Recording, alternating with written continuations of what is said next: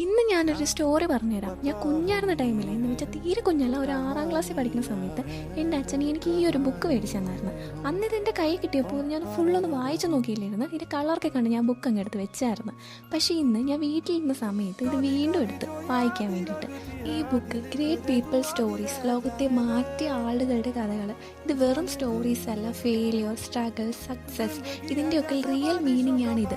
ഇതിലുള്ള ഓരോ ആൾക്കാരും ഒരു ഹിസ്റ്ററി ആയിട്ടാണ് എനിക്ക് തോന്നി. ഈ ബുക്കിലെ ഓരോ പേജസും എനിക്കൊരു ലെസൺ ആയിട്ടാണ് ഇപ്പോൾ തോന്നുന്നത്. പക്ഷെ ഹോണസ്റ്റ്ലി പറയട്ടെ, ഞാൻ ഈ ബുക്ക് പണ്ട് ഫുള്ളും വായിച്ചിട്ടില്ലായിരുന്നു. അന്ന് എനിക്കിത് ബോറായിട്ടാണ് തോന്നി. പക്ഷെ ഇന്ന് ഞാനിത് വായിക്കുമ്പോൾ എനിക്ക് തോന്നുന്നത് ഞാനൊരു വലിയ കാര്യമാണ് മിസ്സാക്കി കളഞ്ഞെന്നാണ്. സത്യം പറഞ്ഞാൽ നമ്മൾ പലപ്പോഴും വാല്യൂ ഉള്ള കാര്യങ്ങളെയൊക്കെ ഇഗ്നോർ ചെയ്യും.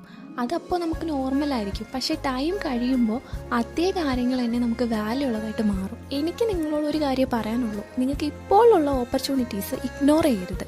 ഒരു ചെറിയ ബുക്ക്, ഒരു ചെറിയ ഹാബിറ്റാണ് നമ്മുടെ ഫ്യൂച്ചർ തന്നെ ചേഞ്ച് ചെയ്യും. ലൈഫിൽ നമ്മൾ മിസ് ചെയ്യുന്ന കാര്യങ്ങളൊക്കെ വളരെ സിമ്പിളായിരിക്കും, പക്ഷെ അവയുടെ ഇമ്പാക്റ്റ് ഒക്കെ വളരെ വലുതായിരിക്കും. ഇന്ന് ഞാനിത് വായിച്ചപ്പോൾ എനിക്ക് അതാണ് ഫീലായത്. ഈ ബുക്കൊക്കെ വായിച്ചിട്ട് പുറത്തോട്ട് ഇറങ്ങി ചുറ്റുമുള്ള കാര്യങ്ങളൊക്കെ നോക്കുമ്പോൾ കിട്ടുന്ന ഫീൽ ഉണ്ടല്ലോ, അതൊരു പ്രത്യേക ഫീലിങ്സാണ്. എനിക്കിത്രേ പറയാനുള്ളൂ. വീട്ടിലിരിക്കുന്ന ഏതെങ്കിലുമൊക്കെ ബുക്ക് എടുത്തൊന്ന് വായിച്ചു നോക്ക്. എന്തെങ്കിലുമൊക്കെ നിങ്ങൾക്ക് ഇതേപോലെ ഫീൽ ചെയ്യും.